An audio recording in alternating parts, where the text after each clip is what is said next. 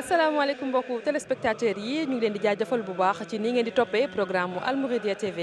ñu ngi fii nag ci King Fahd Palace Hotel fii ci Ndakaaru bërëb bi nga xamante ne nii le 16 juillet incha allah moo war a dalal cérémonie d'ouverture bi jëm ci journée culturelle yi ñuy jagleel Cheikh Ahmadou Bamba Khadim Rassoul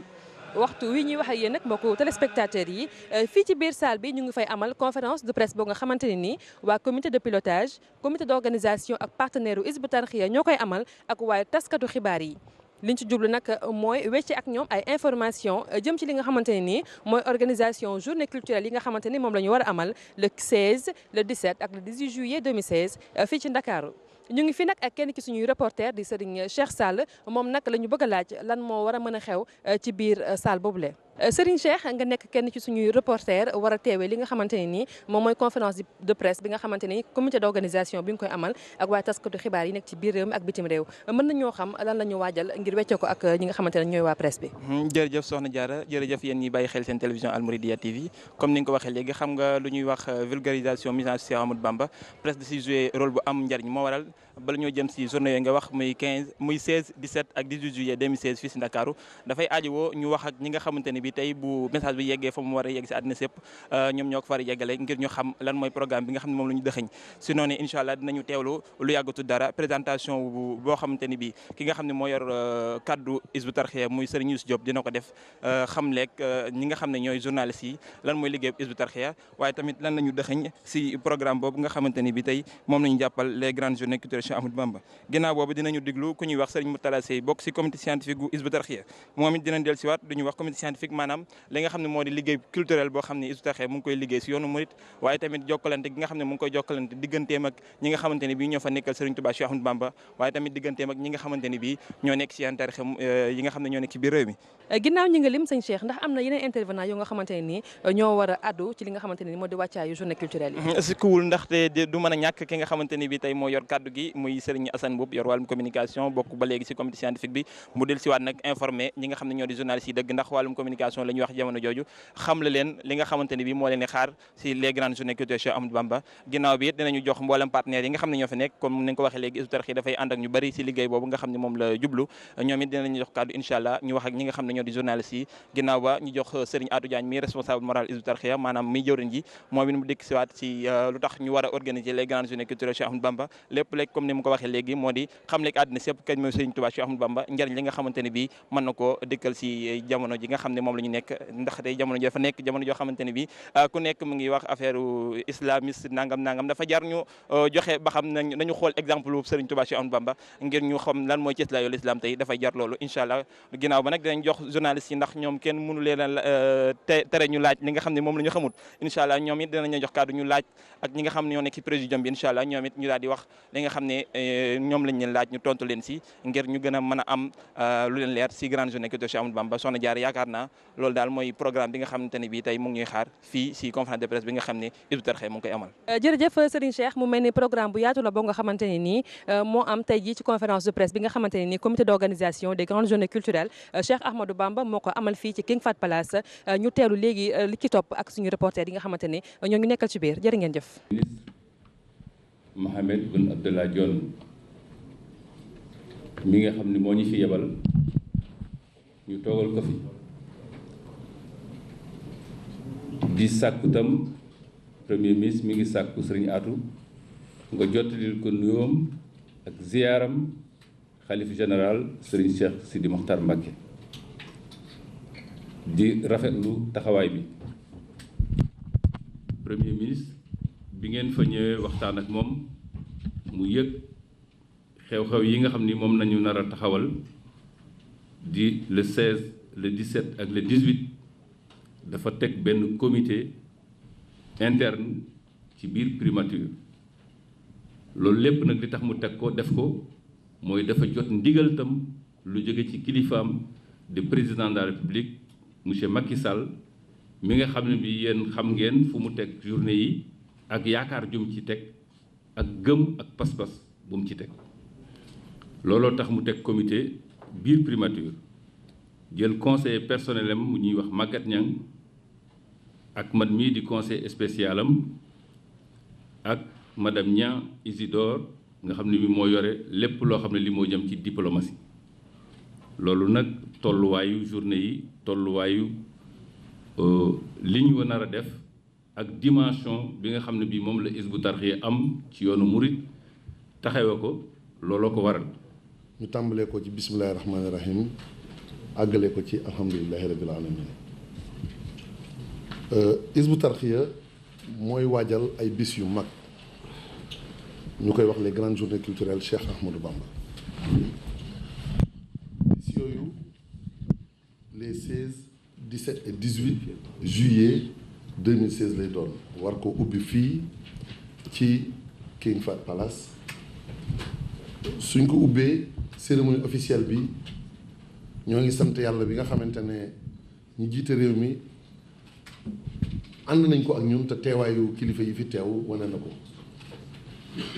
président de la république incha allah moo koy présider buñ ko ubbee ba noppi dina am ay waxtaan yoo xam ne dina tax ñu xam bis bi li nga xam ne mooy li ko tax a jóg ak activités yi ndax dina am ay gan yu bari yoo xam ne nañ jóge ci sous-région bi ci bitim réew ci fu ne waaye itam dina am une mobilisation exceptionnelle ci daayira yi ci mbooloo yi ci ñi nga xamante ne ñëpp soxla woon nañu une synergie boole suñu bopp ngir xam ne dañoo am loo xam ne mënuñu ko séddoo muy l'islam te loolu suñ ko waxee éducation mi ngi ci biir valeur de travail mi ngi ci biir valeur de solidarité boole suñu bopp mi ngi ci biir lépp mi ngi ci biir. boo xoolee tamit bis la boo xamante ne ay bis la yoo xam ne démarche bi Hizbut Tarqiyyah jël balaa may ñëw ci présentation sommaire Hizbut Tarqiyyah dafa jël li ñuy tubaab di tuddee une démarche inclusive nga xam ne doo boddi kenn da ngay xam ne nit ñi rawatina jullit ñi bu ñu boolee seen bopp ci la seen kattan di feeñ ci la ñuy mën loo xamante ne it mel na ni tëliwoon nañ ko moo tax responsable moral bu Hizbut Tarqiyyah Serigne Atou Diagne ànd na ak direction générale fexe ba waxuma la biir yoonu murit kilifa yi nga xam ne yëpp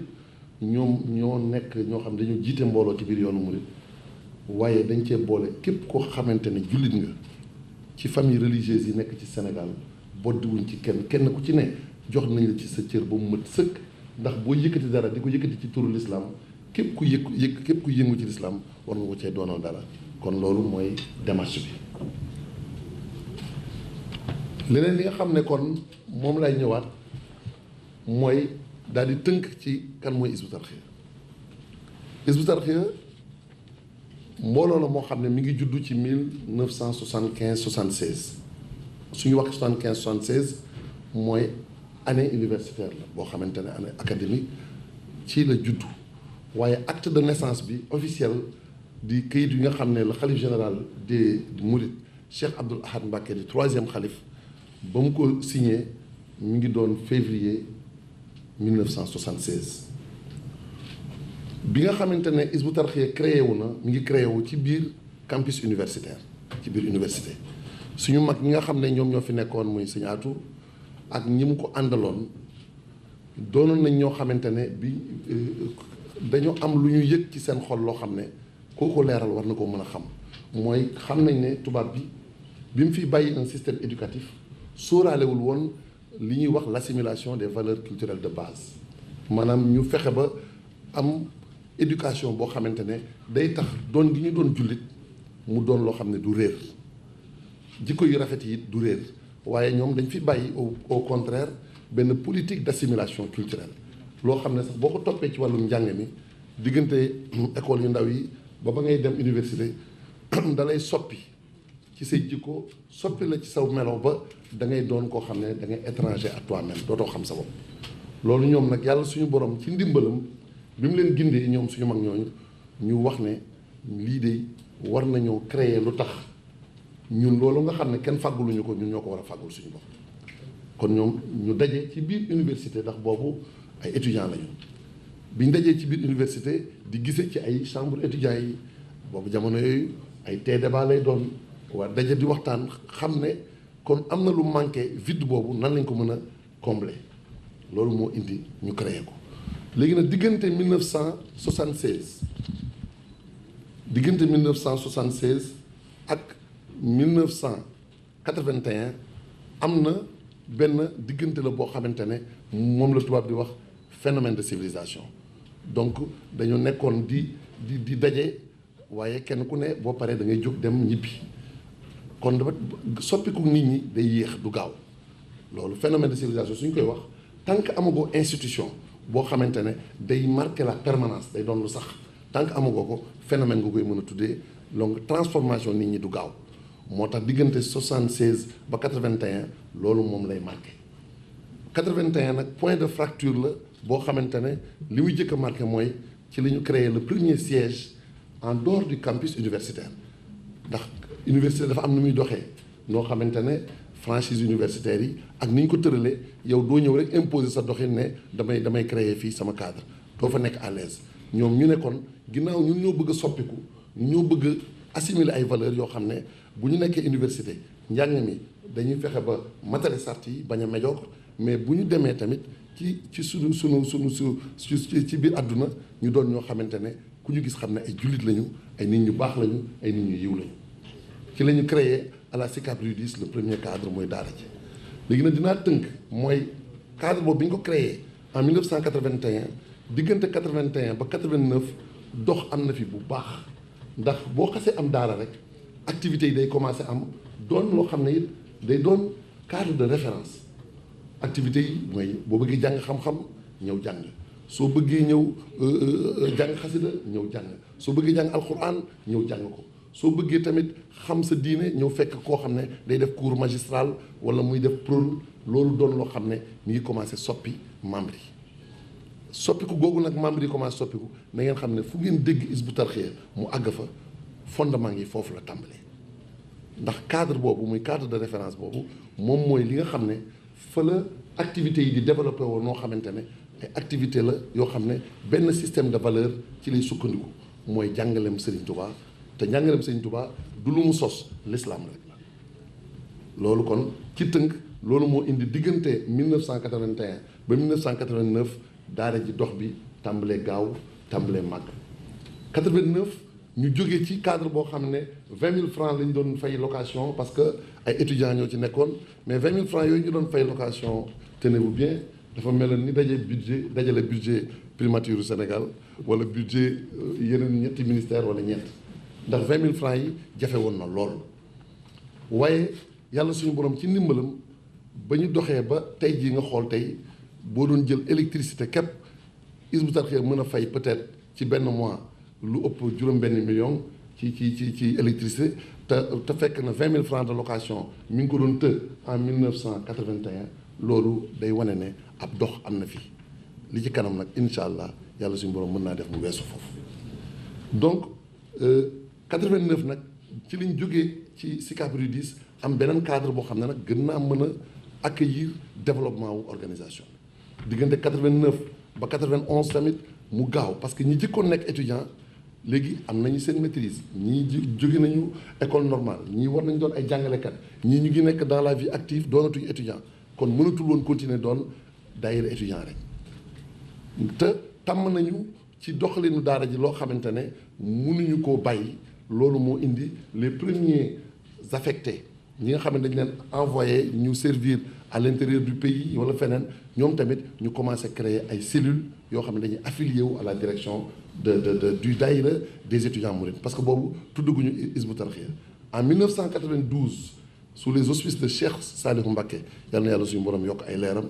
ci la turu Hizbut Tarqiyyah door a am sëñ Saliou moo ko tuddee Hizbut Tarqiyyah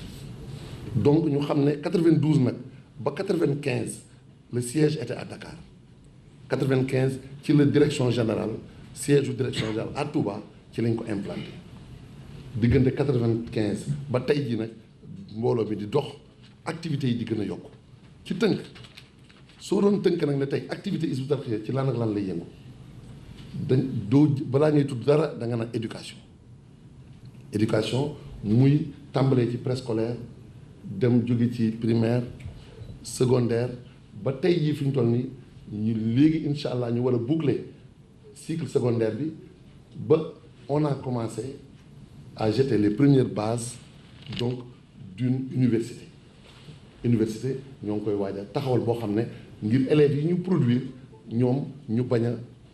perdre li nga xam ne moom mooy base bi nga xam ne am nañu ci daara ji kon donc éducation moo ci jiitu ñoo ngi ci étude recherche am na institut boo xam ne les questions wala yeneen documents yi dina ko mën a wane formation professionnelle am na ay ateliers yoo xam ne corps de métier yëpp ñu ngi ciy yëngu on est dans l'agriculture on est dans l'élevage ñoo ngi ci mbéyum ceeb bi ñoo ngi ci dugub ji ñoo ngi ci càmm gi donc loolu lépp patrimoine la boo xam ne yoonu murit ko moom Hizbut Tarqiyyah moo koy administrer au nom de la communauté communication yi ñoo ngi ci parce que on a mis en place la première chaîne de télévision IP au Sénégal wala je dirais même en Afrique donc loolu it am na unité économique yi ñoo ngi liggéey ci domaine yu bëri yu wute ñoo ngi ak benn mosquée muy lieu de culte boo xamante ne actuellement yàlla suñu borom dimbali nañu ba bokk na ci jàkk yi nga xam ne boo duggee Touba di nga xam ne am na un souci boo xam ne bu xóot ci xam-xam xam ne l'islam ku daan wër lu rafet ci àdduna si ci dëkku l'islam nga daan dem da nga daan dem ci réewu l'islam yi gis lu rafet tey jii architecture yooyu amoon ci réew yu mag yooyu moo xam Bagdad la wala nga dem Turquie wala nga dem Medinatul Munawwara architecture yooyu yëpp ñu ngi ci fi ñu toll nii di ko delloosiwaat ci mosquée boobu kon defe naa loolu ci tënk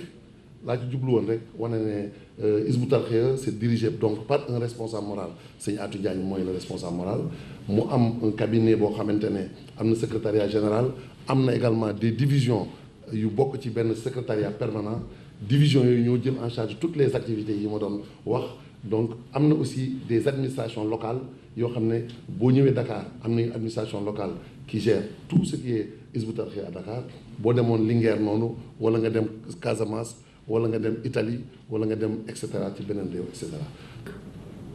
est une partie intégrante de l'Institut international d'études et de recherche sur le mouridisme. Vous devez le savoir, cet institut qui se trouve à Touba, au complexe Hizbut Tarqiyyah, travaille depuis 2006 à la vulgarisation de la mission de Cheikh Ahmadou Bamba, mais également à la vulgarisation des valeurs culturelles de base de l'islam. Et donc cet institut a un comité scientifique qui travaille à temps plein sur l'ensemble des thématiques d'actualité qui concernent le monde musulman, mais qui concernent également le mouridisme. Donc c'est ce comité scientifique donc, qui a été commis pour travailler sur les thématiques à aborder lors des grandes expositions, lors des grandes journées culturelles sur le mouridisme. Et pour cette thématique, le comité directeur, qui est piloté par l'initiateur des grandes journées culturelles, Cheikh Ahmadou Bamba, Seigneur Diagne en l'occurrence, qui est également le recteur de l'Institut, les orientations ont poussé le comité scientifique à faire une déclinaison en différentes thématiques. D'abord, il y a un objectif majeur pour le comité scientifique de revisiter les valeurs de l'islam, de présenter l'islam dans son image véritable. Et nous savons dans ce monde actuel, avec cette phobie qui a été créée autour de l'islam, c'est comme si on présentait des clichés négatifs pour dire voilà ce qu'est l'islam. Une image qui est totalement dénuée de vérité. Alors donc, les grandes journées culturelles Cheikh Ahmadou Bamba seront une occasion de revisiter les valeurs culturelles de base de l'islam. Nous allons voir ensemble que l'islam, c'est une religion de paix, une religion de solidarité, une religion où le culte du pardon est poussé à son paroxysme. Et donc, l'occasion sera donnée aux différents panélistes, aux conférenciers, et également lors des grandes expositions sur le mouridisme, de revenir sur des thématiques, sur des sous-thèmes, pour illustrer à souhait ou illustrer à volonté ce qu'est la véritable image de l'islam. Mais également, parmi les thématiques que nous avons retenues, la mission de Cheikh Ahmadou Bamba, une mission universelle d'un homme qui a combattu toute sa vie durant, d'un grand combattant de la foi, qui a revisité également les valeurs culturelles de base de l'islam et nous les a léguées comme un don,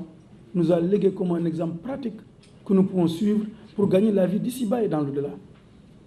Alors, il revient au comité scientifique, à travers les différentes déclinaisons, de présenter ce grand homme, de montrer les valeurs qu'il a réhabilitées, qui sont des valeurs islamiques, et de proposer un modèle, une référence, pour qui veut le bonheur ici-bas et dans l'au-delà. Donc, vous aurez l'occasion également de découvrir cette thématique très importante. Par rapport à la paix, tant souhaitée et tant voulue dans ce monde, nous allons avoir des communications et des panels qui vont porter sur la philosophie islamique de la paix réhabilitée par Cheikh Ahmadou Bamba. Car notre prophète était un apôtre de la paix. Et Cheikh Ahmadou Bamba, dans son sillage, a également réhabilité ces valeurs de paix. Nous allons avoir l'occasion de les découvrir, de les voir. Mais le développement économique, le développement social, le développement dans tous les domaines d'activité qui concernent la vie de l'homme, cela concerne également l'islam. Et notre cheikh Ahmadou Bamba a travaillé dans ce domaine. Il a écrit, sa bibliothèque est constituée d'écrits inestimables. Et nous allons avoir donc l'occasion de revisiter l'ensemble de ces valeurs que Cheikh Ahmadou Bamba a non seulement réhabilité, mais qu'il a légué à l'humanité tout entière. J'ai parlé de thématiques, de grandes thématiques. Mais comment allons-nous décliner ces thématiques? Le comité directeur a instruit le comité scientifique d'avoir un certain nombre d'activités à travers lesquelles on pourrait rendre visible tout ce que je viens de dire. Donc, il y aura des conférences, il y aura des panels autour de cette thématique, mais également il y aura les grandes expositions sur le mouridisme. Une occasion de voir la géographie de Cheikh Ahmadou Bamba, de revoir son itinéraire, mais également de voir l'universalité de sa mission. Cheikh Ahmadou Bamba n'œuvre pas seulement pour le Wolof, encore moins pour celui du Kayor ou celui qui a la peau noire. Cheikh Ahmadou Bamba, il a tout simplement revisité les valeurs universelles de l'islam qui nous a légué, qui est donc le mouridisme, qui n'est pas une confrérie, qui n'est pas l'apanage des Wolofs, encore moins des Sénégalais, mais qui appartient à l'ensemble de l'islam. Donc nous allons avoir l'occasion de revisiter cela à travers les grandes expositions sur le mouridisme. Les valeurs scientifiques et morales de l'islam réhabilitées par Cheikh Ahmadou Bamba, les valeurs littéraires, la calligraphie du Saint-Coran seront autant de thématiques qui seront abordées dans les grandes expositions. Nous allons voir également Touba, une ville émergente à fonction plurielle. Quelles sont les exigences de son développement? Quel est le cheminement que Touba a suivi pour arriver à ce stade? Et quelles sont les exigences pour nous, habitants de Touba, mais également pour ceux qui gèrent la cité? Voilà autant de thématiques qui interpelleront les panélistes, les exposants. Parlant d'exposants, il faut dire c'est Hizbut Tarqiyyah qui organise la grande exposition. Mais il y a des partenaires exposants qui ont été cooptés pour travailler ensemble avec nous pour illustrer l'ensemble de ces thèmes. Ainsi, parlant de valeurs de travail dans l'islam, nous allons inviter la famille de Mame Cheikh Ibrahim Fall pour illustrer comment le travail constitue une valeur essentielle de l'islam et comment il a été réhabilité. taxawaay bu rafet ba autorisé li nga xam ne moom la ñuy bëgg def muy les grandes journées culturelles Cheikh Ahmadou Bamba qui auront lieu les 16, 17 et 18 juillet 2016. di santaale itam ci jotaay bi ndax ku xeeb liggéeyu journaliste xëy na peut-être la koy waral mooy esprit dialectique bi, pour ne pas dire esprit critique. C'est du dialectisme mais c'est pas un esprit critique. waaye ki nga xam ne da ngay toog ki benn roq bu mel nii nga fay ça ne fait même pas quelque chose comme 150-200 mètres carrés moom à partir de ce point mu mën a yóbbu sa xabaar sur toute la planète, tous les espaces habitables de la planète. kooku kenn amul payam rawatina bu fekkente ne nit ñi dañ am ce qu'on appelle le droit à l'information. kon ñuy sant kon autorités religieuses yi ndax bu ñu relayer rek ñëpp jot ci. C'est comme s'ils sont là présents dans la salle. Di sant le chef de l'État et le gouvernement du Sénégal qui en gros sont tous dans de très bonnes dispositions pour cette manifestation qui consacre aussi les 40 ans de Hizbut Tarqiyyah. Loolu itam di loo xam ne buur am na doole, buur dafa yilif ñëpp. Soo bëggee loo xam ne peut-être nekkul en phase ak li nga xam ne mooy indi jàmm mën na la indil xat-xat bu fekkee xamuloo ni ngay doxale. Ñuy gërëmaat kon presse nationale bi ñoom ñëpp ak mboolem suñu concitoyens yi nga xam ne à travers vos relais ils vont peut-être nous entendre. Defe naa ne mën naa ne il ne me reste plus qu'à être en phase avec les gens qui viennent, disons, de parler,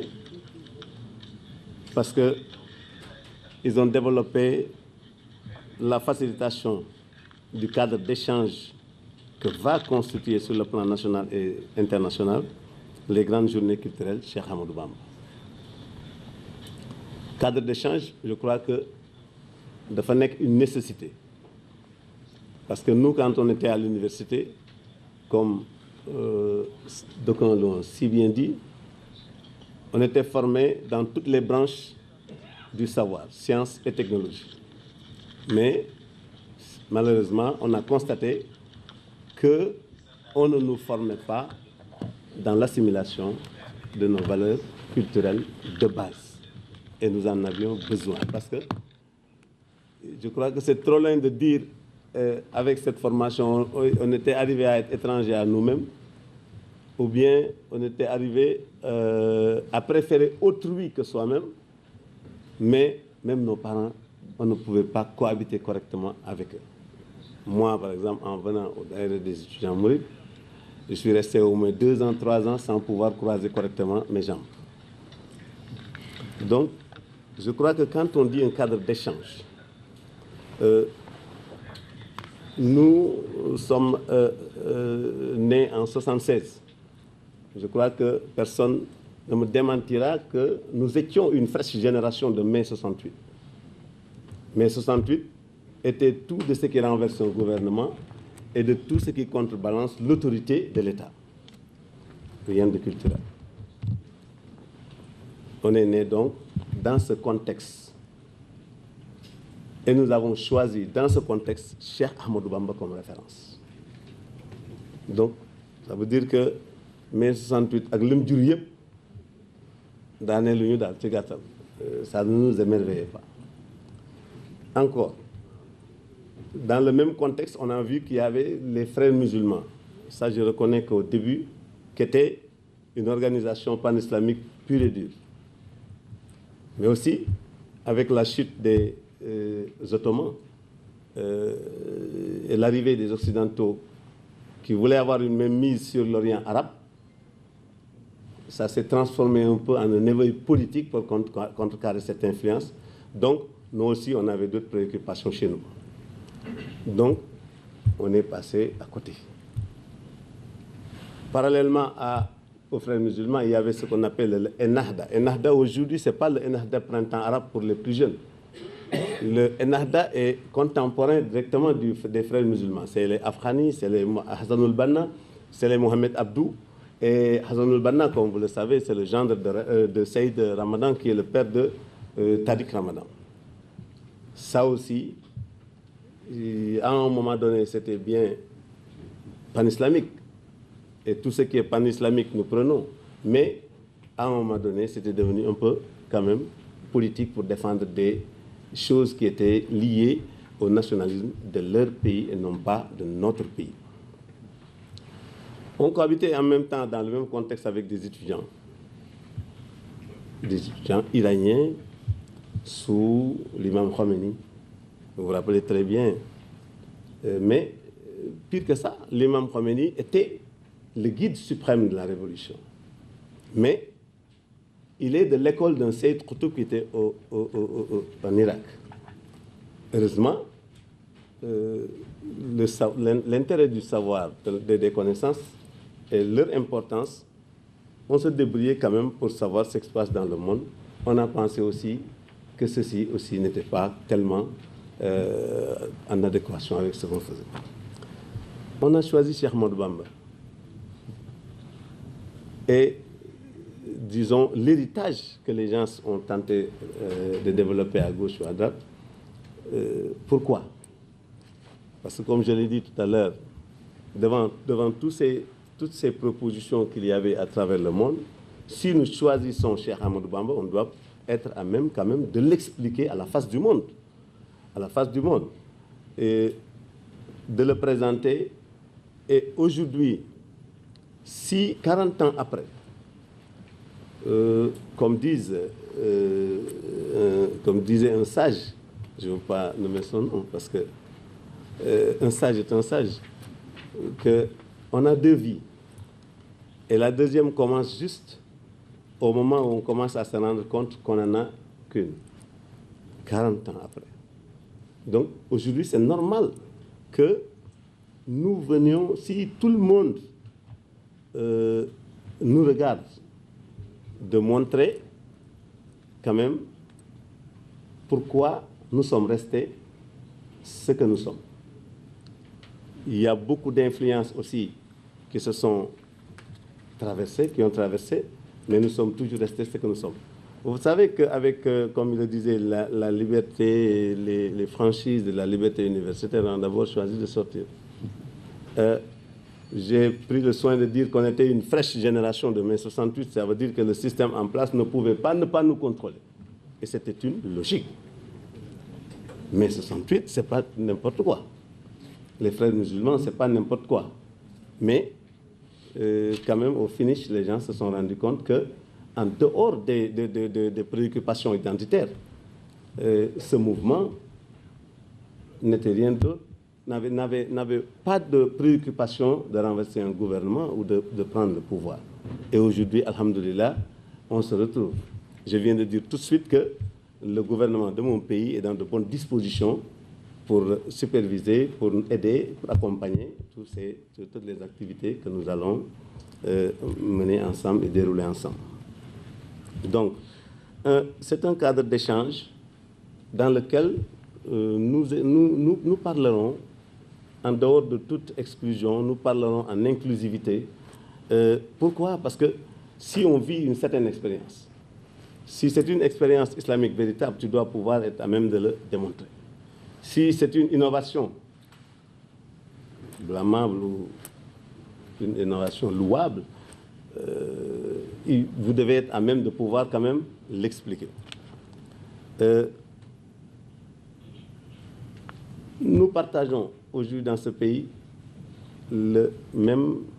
Kaaba, on dit le Kaaba ou la Kaaba, le même Kaaba, la même direction, nous partageons du point de vue Aqidah toujours le même Dieu.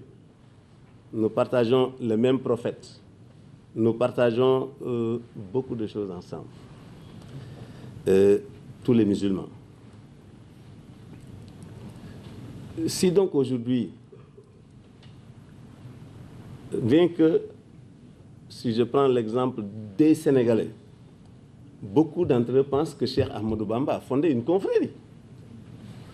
Alors que le mouridisme n'est pas une confrérie, automatiquement beaucoup de personnes vont sursauter et ça va être un débat qu'on développera. Il n'est ni une confrérie au sens tariqa du terme, il est donc rien d'autre que la réhabilitation de la coutume sacrée du prophète, de l'islam dans toute son anatomie. Là aussi, il nous faudra faire des efforts pour exposer à la face du monde que le mouridisme n'est rien d'autre que la réhabilitation de l'islam et de l'islam tout court. C'est des échanges, hein, parce que aujourd'hui, beaucoup de pays du monde musulman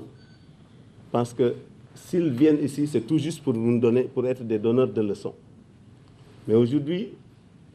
pour élargir quand même le débat qui doit exister entre nous autres, beaucoup d'intellectuels de la sous-région vont nous parvenir parce que il est bien de faire connaître le mouridisme aussi très loin ailleurs, mais aussi il faut veiller à ce que le mouridisme soit connu sous nos orteils. Moi, j'ai rencontré un Burkinabé aux États-Unis dans un programme IV, c'est International Visitor Leadership,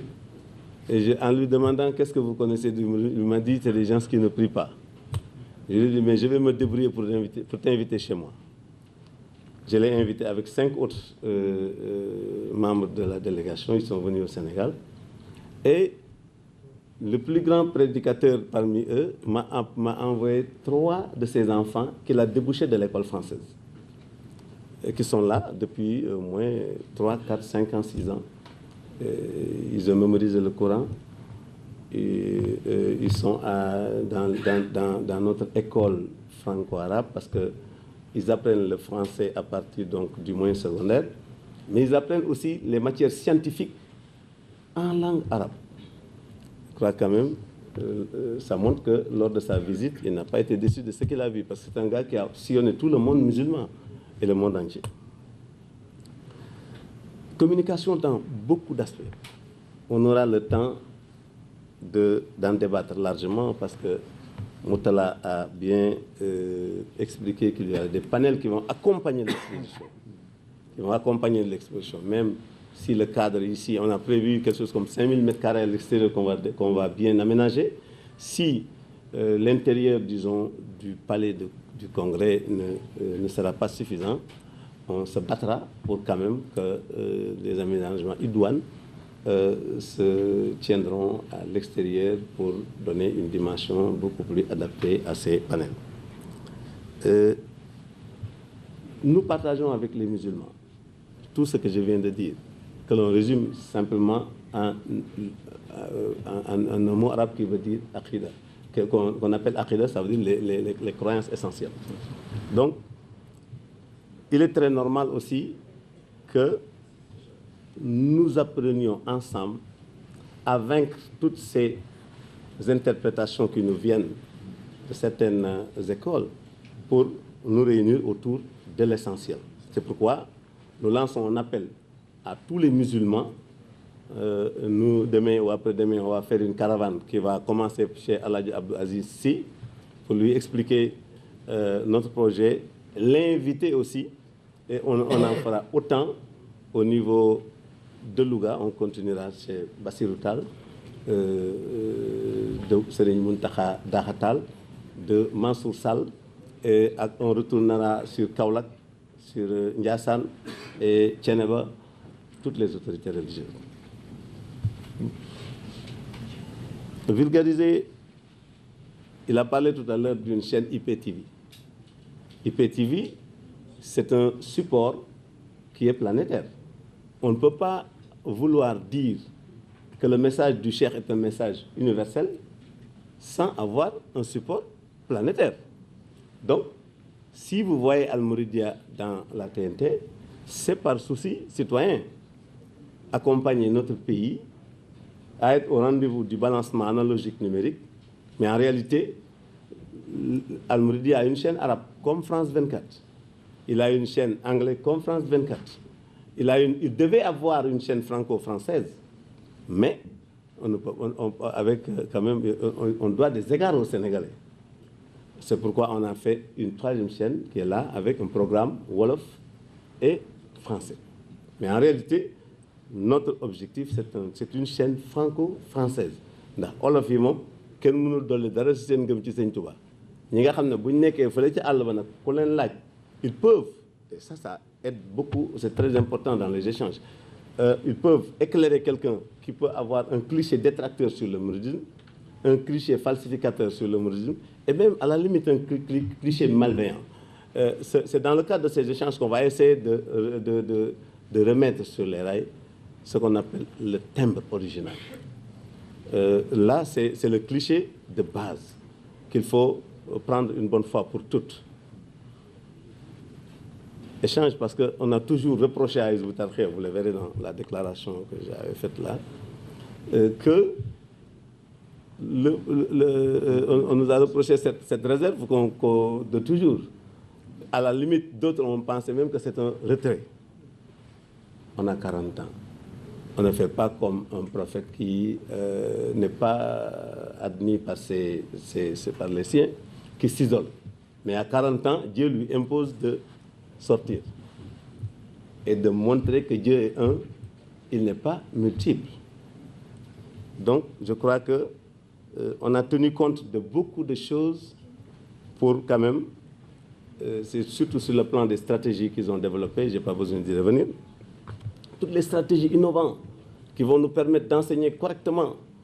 Parce qu'aujourd'hui, quand on parle de spectacle, un festival comme on le connaît, certains vont penser, mais festival, pourquoi Rio ou autre? Mais ce festival sera un festival religieux et très instructif. On utilisera de toutes les formes, disons, de support médiatique que je peux résumer simplement aux médias au plus fort impactant événementiel, allant des feux d'artifice jusqu'à 200 ou 300 mètres, de mapping vidéo 3D,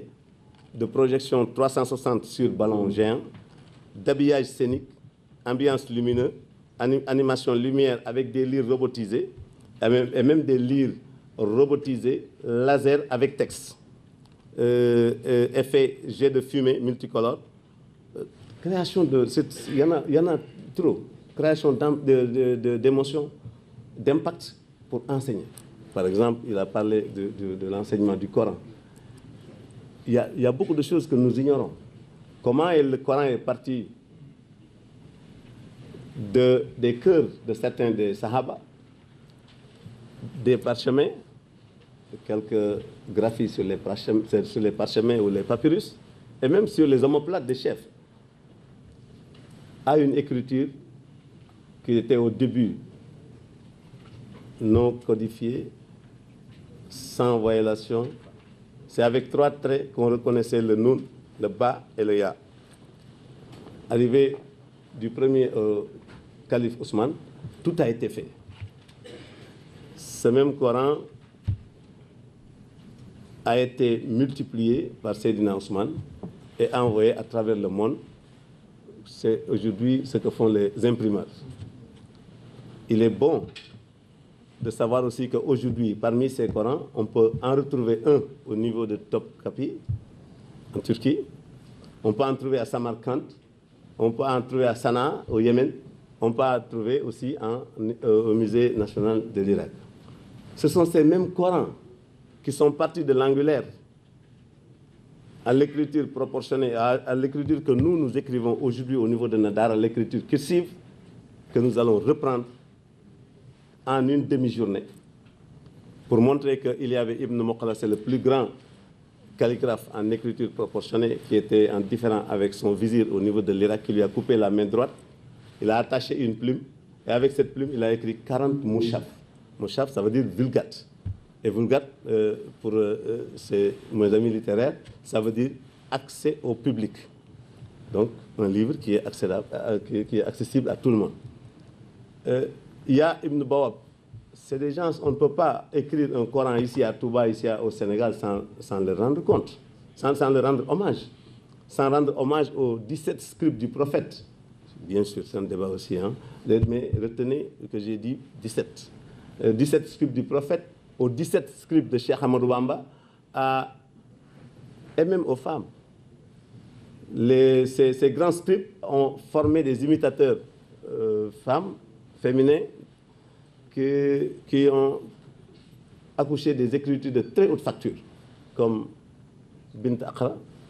qui a rédigé les accords entre Byzance et les Omeyyades, à cause de sa belle plume.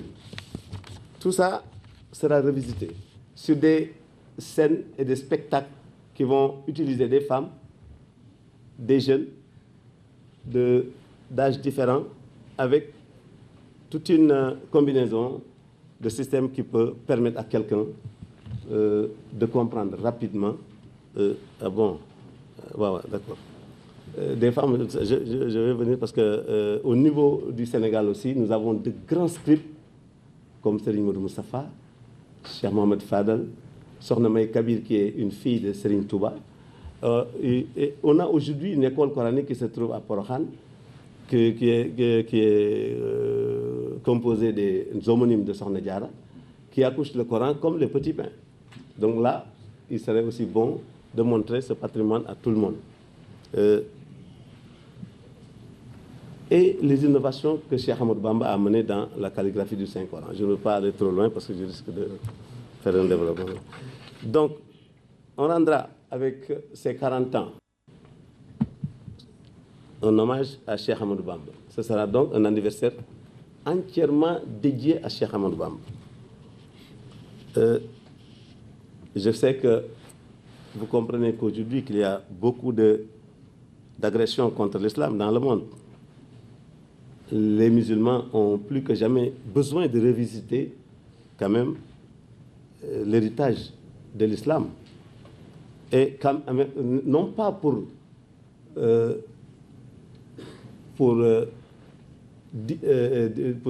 se défendre de, disons, des gens qui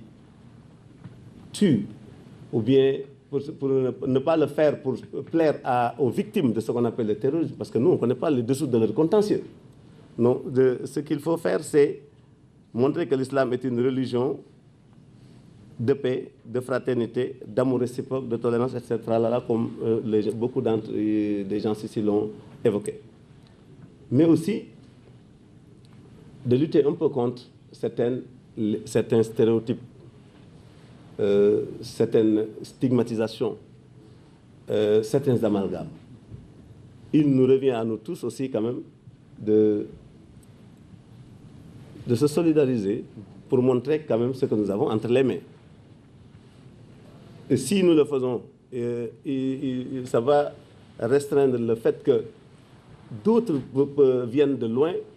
en donneur de leçons pour nous enseigner notre islam et nous édicter ce que nous devons faire. Là où l'autre parlait de phénomène de civilisation et d'œuvre de civilisation. Phénomène de civilisation, quand nous on était à l'université, on a créé des cadres d'assimilation de valeurs. Mais comme nos grands-pères, nos pères, dañ daan daje rek benn ajuma bu ba setee ñu xëy ku nekk dem. On se réunit une fois dans la semaine, le lendemain, même sax ci jour bi bu ñu balaa muy tas ñoo nga cosaan ñoo koy tas. Donc loolu kon xam nga mënoo fi mokkal dara boo xëyee toogaat dem université ak la fa ne nga xam ne foofu moom dëru seytaane la kon ne xam na ko moom moo fay dox nga bëgg nga bañ. Donc ñu gis ne lii comme c'est eux qui nous ont appris à réfléchir donc ñu gis ne lii moom mënul jur loo xam ne dafay rester ci nit ñu ne on va le transformer comme disent les philosophes d'un phénomène de civilisation à une œuvre de civilisation. Donc on va l'institutionnaliser. Soo jàngee ba wàcc balaa ngay xalaat sa kër ñu créé ci daara ji loo xam ne moo lay gënal sa kër soo ñëwee ñu jàngal la soo ñëwee assimiler des valeurs bokk beneen façon gu jàngale la nit ki day ñëw bëgg a dox ak tànkam dàllam ci kaw tànk ne ko sëñ bi lii baax nit ñëw bëgg a takk lam nga ne ko lii dañ koy tere doo ko woon bindu sëñ Tuubaa da nga koy woon bindu beneen nitu yàlla bu yàggoon mu ne day tere lii kon waxatuma la ak nag ku am ku mel ne sëñ Tuubaa nga jigéen ñëw bëgg a toogandoo ak góor baa mu sol jekk ab robe bëgg a jàng toog nga ne aj ñaari tànkam ñu ne ko yaa ngi ñuy rey kaay lii baax kaa ñu wutal la place nu beru nga beru moo ëpp jàpp donc su ko defee loolu yëpp tey liñ ci dund ba mu agsi fii tubaab bi xoolal moom li mu ko jaral ñëw jaam 400 ans la taxaw suñu comptoir yi di jaay jaam jënd jaam loolu jeex mu tekki ce qu'on appelle la conquête territoriale jóge ci comptoir bi léegi dugg dans l'interland sénégalais di dominer di jàpp suñu maam yi nga xam ne ay noble yu mag ñu demee ne tey Maba Diakhou El Hadji Omar Dile Thiam Cheikh Ahmadou Cheikh Ouro Madiou ñun ñëpp ak ay noble yoo xam ne ay gor ci diine ñoo xam ne dañ jóg ne lii moom du fi jàlle mais nattu bi mooy ils étaient lourdement armés ñii bu ñu leen wuyoo ci terrain boobu mën naa indi te yàlla dafa nanguwul ku tur deret ci la ñëw changer politique ñoom nag bi ñu demee ba notre réew mi ñu changer politique léegi nag on va procéder à la politique de l'assimilation culturelle yàlla def nag ñu dajeek benn góor gu xam ne un prisonnier très célèbre qui s'appelle Cheikh Ahmadou Bamba moom mu ne man du ma jël arme je ne vais pas conduire aussi mon peuple dans une hécatombe je serai seul devant les colonialistes yàlla mais ndax moom li mu woote ci yàlla rek la ko woote ndax mënu ko on a parlé des valeurs islamiques moom jarul mënoo ko jëlee fenn fa dul ci Coran ci yonent bi ak ki li l'islam digle amul leneen su la nit nee sëñ Tuubaa lu tax mu def nangam nee ko ci alxuraan dong nga la ko teg ak ki gëm yonent bi soo gisee keneen ku def lu gën a rëy loolu wax ñu ko ñu lee ci bis yi Mbay Saar yi dem seeti ji kooku mooy dëgg mais su fekkente ne li alxuraan li gi sëñ bi mën a liggéey def na ci loo xam ne war na doy sëkk ñun référence soxlaatul ñuy sonn parce que boo demoon ba feneen sax soo fa gisee lu mel noonu bu ñu bokkee niroo lu bu ca dara raxee rek bokkatul donc boo xoolee l'imam Khomeini était un disciple de Sayyid Qutb nga xam ne loolu kon lu am solo la mais suñu leeralul suñu bopp duñu xam ne aujourd'hui que les 4 grandes écoles juridiques du monde musulman tey boo jëloon ñun ki ñu féeteel mu gënoon jege le Maghreb muy imam Malik il le représente quelque chose comme 18 à 19% de la communauté musulmane nga jël le imam al akbar muy Abu Hanifa moom il est à 23 ou 20 même 30%. nga jël Hanafi mu am 17 18 nga jël Hanbal mu am même chose sinon un peu plus un peu moins nga xool nag tous les courants qui existent dans le monde wahhabisme nangamisme nangamdisme lu nekk jeex du jeex mais 1% la ñu représenté dans toute cette population musulmane de la planète yow boo xamul lii nit ñëw avec des moyens wala avec des médias di la coloniser mais yow vraiment xam yaa ngi wax ak koo xam ne yow motu la sax nu ñu ko waxati koo war a waxal motu la sax koo war a waxal te 1% boobu je vais aller plus loin 1% boobu courant yi ko composé amu ci kenn koo xam ne am na 0,0 nangam %. kon xam nga dafay daal di doy waar mu ngi mel ni nga ne jël ndox rek ci àddina nga ne nit ki day ne dox du xam ndox nu mu demee boo ne ndox boo jëlee 100% ci ndox 97% yi kenn du ko naan glace la wala xorom kenn mënu ko naan kon ñaataa fi des 3 ah 3 yi bu ñu la waxoon liñ ci mën a naan ak luñ ci mënta naan benn ngay dese ak tuuti te yow yaa ngi ubbi bi ne def lu nekk xamuloo sax loolu kon day doy waar noonu la xaw a demee rek ñun dañuy discuter ak ñoo xam ne wala ñu nangu loo xam ne dañ fiy bàyyi li fi sunu maam yi bàyyi di roy loo xam ne loolu représenté wul dara te boo gëstoot xam ne mënu ci ne moo tax ñu bëgg woo ñëpp ñu bokk def échange nag day inclusif doone kii il est tel du ma ko woowee bu ñëwee il va m'amener une nouvelle école kon yow tu n'es pas intellectuellement démocratique da ngay bàyyi kooku moom mu wax la mu wax yow nga wax li nga xam ne moom nga téye su sa bos gënee dëgër su ko mënee jàpp ko su ko mënul jàpp ko ne téye bosam waaye nag ñu xam ne am na lu ñu boole parce que kenn du woo koo xam ne bokk ak moom dara on a une plateforme commune donc man kon daal li may def mooy tey dama bëgg lancer de façon officielle information bii nga xam ne mooy annoncer les grandes journées culturelles Cheikh Ahmadou Bamba au Sénégal di recevoir ñu bëri ci sous-région bi rien que au Burkina on a créé chez eux une motivation telle qu'il y aura une caravane de 60 personnes plus 4 grands muftis et intellectuels et chercheurs qui vont prendre l'avion xam naa ne journaliste du ñàkk dinañ dajale tuuti xaalis jàppale ñu mënu ci ñàkk bien que xam nañ ni affaire yi demee mais nag nous sommes de la même famille parce que ñun tamit établissement de médias lañu loolu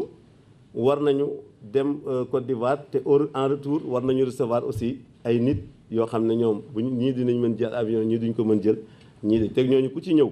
fas nañ yéene jox la hôtel boo xam ne dina dëppoo ak sa daraja danañ la taxaw bu baax a baax te loolu nag ñun ñëpp a ko bokk bàyyiwuñ ci dara mën naa leen wax ne fii am na ñoo xam ne abal nañ ñu ay kër te jegewuñ sax di ay murit dañoo bokk diine ji rek ñu xam ne li ñuy def am nañ ci wàll ñu di ko def tey jii fii ñu nekk nii bañ demee expliquer suñu projet ku nekk xam na Hizbut Tarqiyyah ci ne lu mu engagé day waaj ba jekk mais biñ demee fekk nañ des dispositions telles que wax nañ ne lii ngeen di def njëriñu Sénégal yëpp la on va vous aider li ngeen waroon a fay li ngeen waroon a louer am na ci loo xam ne dañ leen ko jàppandal loolu vraiment lu am solo la am na ñoo xam ne hôtel lëmm lañ ñu abal xam nga kon loolu mel na ne kon kooku yow gënoo koo bëgg li ngay def gënoo ko xam li ngay def loolu tam muy lu am solo te kooku c'est un simple privé qui est là et c'est des chambres quand même yoo xam ne c'est presque des suites loolu yëpp mu booleeg daayira yi nga xam ne man du ma mën a tudd kenn bàyyi leen ñu daayira murit yi ci Sénégal yëpp mel ni ñoom dañoo dem ba xamal seen bopp ne Hizbut Tarqiyyah kat jógul jóg boo xam ne dafa jóg pour boppam ndax boobu Hizbut Tarqiyyah effacé na boppam dans la logique qui consiste à dire si nous faisons connaître le mouridisme on nous connaîtra donc on ne se préoccupe pas de nous-mêmes daayira yi xam loolu accueillir ko quartier boo dem fii ba Ziguinchor on a été Tamba Kolda Vélingara il est arrivé même que entre Kolda et Tamba ay nit délégué ñu def ak ñoom journée culturelle ñu àndaat ak ñun continuer ba Tamba on l'a fait à Saint-Louis aujourd'hui ils sont en train de mettre en place un comité de pilotage qui va de Dagana à Saint-Louis avec Seigne Abdoulaye Sarr et Ahmed Fall donc loolu kon daayira Dakar yi moom mention spéciale waaye nag su ma ko waxee gars yi ne ma da nga nekk dama fàtte waa Touba ndax ba ma jëkkoon ne daayira Touba yi ñoo gañe waa Dakar gars yi dinañ ma mere waaye mention spéciale mais moytu leen waa Touba ñu ngi ñëw donc yaakaar naa ni kon société civile élèves étudiants classe politique ndax Hizbut Tarqiyyah ku ne xam na ne njaaxaanaay la tëddee moom li mag ñi daa def daanaka booy seet da nga naan moo ne ci moom sengooruma laaminuma maa ngi ci Bamba ba sànni jot ma sànnil kama neex dellu ci Bamba donc je crois que association islamique yi jeunesse bi ñoom ñu ngi invité ñëpp ku bëgg a gis spectacle boo xam ne c'est vraiment à la dimension de la dernière génération rendez-vous au stade aux organisations féminines bàyyiwuñ kenn gars yi lii du sama domaine moom li may def ni sax du sama domaine remercier aussi waaw les familles religieuses mourides man dama ko dugal ci autorité parce que tey murid amatul barrière ak tijaan boo demee ci kilifa murid mu recevoir la bu baax toppatoo la bu baax ànd ak yow ci projet bi prêt à se sacrifier pour que li ngay def réussir moom la ñuy fekk ci waaw suñu amuloon de très bonnes relations duñu xalaat loolu di ko def kon autorités religieuses yëpp ñi nga xam nag ne jot nañ dem ci ñoom muy waa kër sëñ Touba yi moom ak seex yi sëñ Touba yi seex moom xam naa am na ñoo xam duñu ko xam sax mais mooy les lieutenants qui ont été consacrés maîtres spirituels par Cheikh Ahmadou Bamba donc ñooñu ñëpp soxla nañ ñu xam ne suñu xol sedd na ak guñ ca bis bi sax mais defal nañ ñu loo xam ne dig ñu loo xam ne ci wàllu ànd ko ak doxal ko xam nañ ne fu ñu bëgg jëmale suñuy attente ak suñuy objectif c'est sûr que dinañ ko atteindre comme dañu jëm ci ay assises il va y avoir un discours d'usage, d'ouverture, tout ce que vous voulez qui retracera beaucoup de choses pour lu tax ñu découvrir kan mooy Serigne Touba bu leen fàtte ne li ma wax léegi rek kan mooy Serigne Touba soo ko waxee mën nga wax sax abreuvoir des assoiffés mais à faire vraiment une approche dialectique de ce que c'est qu'un abreuvoir yaakaar naa ne il faut que moom sax buñ ko waxee su ko nanguwul du ko doon suñ ko waxee te waxu ko du ko doon moo tax dana fa am ay approche dialectique yuy wax quand est-ce qu'une personne peut se réclamer quand même d'un abreuvoir des assoiffés Sénégal biñ génnee ci njaam googu suñu mag ñu baax ñi fi nekkoon nii mënatuñu muñ futteeku jàkkaarloo ak tubaab bi ku nekk xam dañuy wax ne El Hadji Omar est disparu dans les falaises de Bagnols non il a boudé dafa gedd àdduna ndax li mu gis moo ko naqari ñooñu bi ñu demee ba mu jeex ku mel ni Sëñ Tuubaa génn Lat Joor def benn xeex entre moom ak Ahmadou Cheikh Wuro Madiyu en 1875 ñu jël ay jaam kenn séddale ko jël ay butin séddale ko kenn ci famille am ñëw ci sëñ bi ne ko dafay jébbalu ci moom sëñ bi ne ko balaa ngay mën a jébbalu ci man il faut jaam yi nga delloo leen ndax xamuloo ne woon c'est deux musulmans qui étaient en guerre. Lat Joor bu mokkal na alxuraan boobu bi muy def loolu jàng na alxuraan jullit la woon gars yi nañ wane ceddo dañu def mais c'était un musulman Ahmadou Cheikh di musulman donc jaam yooyu mënul légal butin de guerre bi mënul légal sëñ bi ne ko soo ko delloo ba noppi soo ñëwee ñu nangul la sa njëbbal. Mais quand on me dit aujourd'hui que George Washington est un anti-esclavagiste, quand on me dit que George Washington est un libérateur, man dama naan sëñ Touba aussi xanaa bu ñu ko tuddee tey xoolal George Washington li ñu ko defal l'effigie Washington sur le dollar.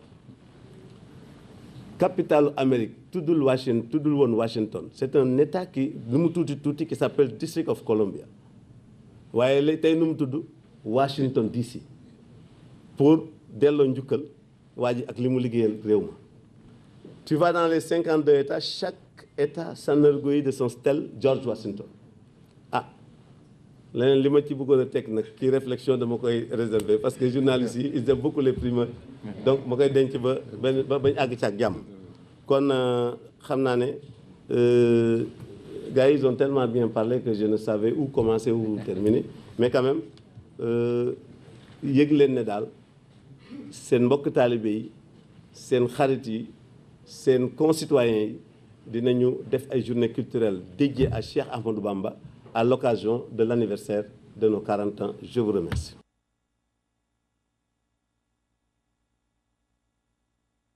Qui sont développées, des thématiques qui concernent l'islam dans sa globalité, le mouridisme, mais également des thématiques très actuelles qui concernent les intellectuels du monde moderne. Et pour cette thématique, il faut noter l'islam de façon globale, qui est agressé, qui est accusé de tort à travers et qui a besoin de révéler sa véritable identité. Donc, ces grandes journées culturelles seront une occasion de revisiter les valeurs culturelles de base de l'islam et de montrer que c'est une religion de paix, une religion de pardon. Et d'ailleurs, je dirais que le pardon est poussé à son paroxysme et le meilleur des envoyés, Mohammed Rasulullah, sallallahu alayhi wa sallam, l'a illustré à volonté. Mais également, ce sera une occasion de revisiter la vie et l'œuvre de Cheikh Ahmadou Bamba, de revoir sa mission au service de l'islam, car Cheikh Ahmadou Bamba dit qu'il n'a pas créé une confrérie, mais qu'il a trouvé que la voie que le prophète Mohammed avait créée était flétrie et il a réhabilité dans toute son authenticité. Donc ce sera une occasion de revisiter encore ces valeurs et pour montrer que l'islam est toujours plus que jamais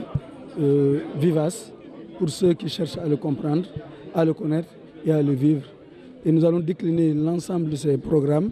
en des activités multiples. D'abord des conférences et panels, mais une grande exposition sur les valeurs culturelles de base de l'islam,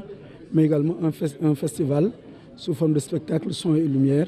pour avoir une portée plus pédagogique, en utilisant bien entendu les moyens techniques modernes qu'offre la science. Les grandes journées culturelles, ce sera l'occasion de revisiter l'ensemble de ces valeurs de l'islam, de voir que notre prophète de la Mecque à Médine et son dernier sermon de Arafat a montré que l'islam est une véritable religion de paix, est une religion qui interpelle quiconque veut le bonheur ici-bas et dans l'au-delà. Et c'est une voie royale qui est tracée. Ce n'est pas une paix éphémère pour ce bas monde, mais c'est une paix pour ici et pour l'au-delà. ñu ñëwoon tey fii teewal fi sëñ Mbackiou Faye waaye comme ni nga ko xamee rek bi bés bi taxawee le sëñ Atou woo jëwriñ Mbackiou xam ne moo fi teewal sëñ Touba fii ci Ndakaaru jégal ko bés bi waaye laata loolu tamit sëñ Mbackiou jotoon na ndigal ci sëñ bi pour vraiment ci manifestation bi ñuy dem mu am ni mu ci taxawee ci turu sëriñ bi waaye itam ci turu mbokki taalibe bi na Ndakaaru yëpp te comme ni ñu ko waxee day bés boo xamante ne bés bu ñu soxal la ndax bés la boo xamante ne day wane sëñ bi àdduna ndax liñ fi dégg sëñ Atou wax ko defe naa lu jot la c'est venu à son heure comme lu ñuy wax ndax laaj na àdduna bi yëpp xam dimension culturelle ak islamique bi nga xamante ne sëñ Touba am na ko. gunge boobu sax léegi rek ci kanam sëñ Atou war na ñëw fële au niveau de Touba TV ndax ñu mën a sceller benn partenariat boo xamante ne daf ñuy permettre à partir d'aujourd'hui ba fi ñuy egg ci manifestation bi saa su ne ñu ciy waxtaan di def ay plateaux spéciaux yoo xamante ne de grands érudits mais également de grands penseurs ñi nga xamante ne ñu ngi ci biir Hizbut Tarqiyyah dinañ ñëw wax solos bés bi ak nan lañ koy ak wàccaay beeg yooyu. waaw ñu ngi sant yàlla di julli ci yonent bi sallallahu alayhi wa sallam di sant sëñ Tuubaa mi nga xam ne moom la ñu taxawal lii maire bi nga xam ne nag mu ngi tudd Santy Sène Agne man ma représenté ko tudd Birahim Gaye nekk adjoint au maire bi waa daayira bi bindee maire bi ne ko dañuy bëgg journée du 17 boobu ñuy def ci stade Demba Diop maire bi impliqué wu ci suñu maire daf ma jël ne ma jël naa la jox la ngay ki nga xam ne yaay accompagner organisation bi nga dem dalal leen ànd ak ñoom ngeen liggéey ba li nga xam ne ñoom sàkku nañ ko fii yëpp ñu mën koo am ci niñ ko bëggee muy loo xam ne it waa Sicap yëpp dañ ko rafetlu ndax Sëñ Tuubaa doon na koo xam ne tey jii patrimoine la ci biir réew mi loo xam ne ñëpp dañ ko war a xam te ñëpp dañoo war a jariñu ci moom ndax dafa yore njariñ te amul lenn luy lore kon honneur la pour Sicap tey jii waa Hizbut Tarqiyyah boole ñu ci seen organisation ba indi fa li toll nii nga xam ne moom lañ fa nar a def muy festival boo xam ne dafay am son lumière ak bindum alxuraan ci sa biir dëkkuwaay ba nga dëkk loolu rek daraja la joo xam ne moom fas nañu yéene taxawaay boo xam ne bu fu ñu xalaat rek war nañ fa mën a taxaw seen wet ngir lii ñu fa bëgg daal yàlla dogal ko nuñ ko bëggee muy njariñu ñëpp. am na lu ñu tëral te daayira yëpp fas nañu yéene taxaw ci loolu ba nga xam ne ñoom balaa ñoo ñëw ñun dinañu gajj bi taxawaay boo xam ne suñu ñëwee lépp daal loo xam ne soxla nañ ko rek dinañ ko mën a teg seen kanam ba nañ ko bëggee yàlla defal ñu am lu fa wax suñu jort. waaw noo ngi nuyu mbokk yi nuyu seetaan yëpp dañu bàyyi xel di leen ndokkale bu baax ci seen journée bi ci tur Alaaji Sangone Diagne ndaje réew mi ngi koy waajal bu baax ak mboolem fédération Nourou Darayni Touba Médina mboolem daayira yi fa nekk yëpp moo fa nekkal sëriñ bi di ndey ji réew yor benn fédération bu ñuy wax Nourou Darayni Cheikh Sidi Mokhtar tuddee ko mu ànd ko mbokki taalibe yi ci njiitalu sëriñ Abdourahim Seck ñu fas yéene nag waaj bis bi ci waajin wu am solo mu waxoon ne da ci am symbole bu am solo boo xam ne da ko cee remarqué bokk na ci mooy ñetti guddi ndakaaru nee na ñetti guddi ndakaaru yu Sëñ Tuubaa defoon fii ci ndakaaru nga xam ne dafa waxoon ne mboolem tukki bi li muy rëy ak li muy yaatu lépp dafa wax ne su xalamee ñetti guddi ndakaaru rek nee lay bëgg a jël jihaat xeex ak noon yi kon nag nee na bu ëlbatiku Hizbut Tarqiyyah bu ñëwee ñëw toog taxawal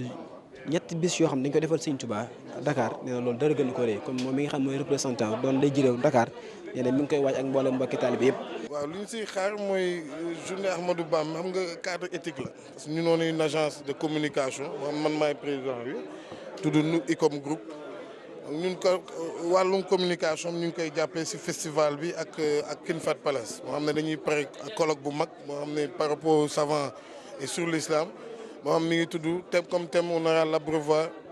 sur les assoiffés de Cheikh Ahmadou Bamba ça veut dire loo xam ne dañ siy jàngal si l'islam def si cadre yëpp donc c'est parfaitement ça en même temps stade Demba Diop dina am festival son et lumière bu mag a mag bu si am moo xam ne yëpp c'est les mêmes enseignements de Cheikh Ahmadou Bamba en même temps pour wàllum télé yi tamit que ce soit l'international France 24 Africable ñëpp ñun daal ñëpp nañ siy woo que ce soit même si web bi ñëpp daal nañ siy woo si affaire bi.